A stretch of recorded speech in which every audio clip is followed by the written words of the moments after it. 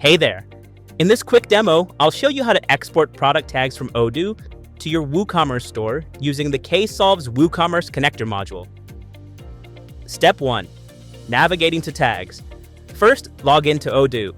Click on the Home menu, then select WooCommerce. On the dashboard, you'll see we currently have 24 tags.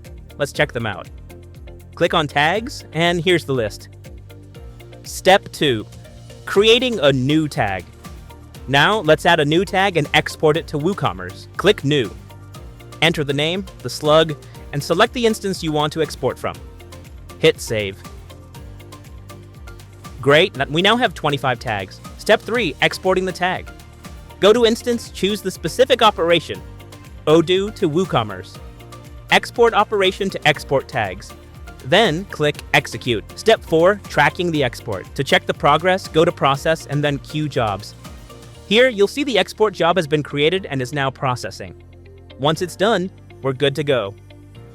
Step 5. Verifying in WooCommerce. Head to your WooCommerce dashboard, go to Products, then select Tags. Scroll down, and there it is.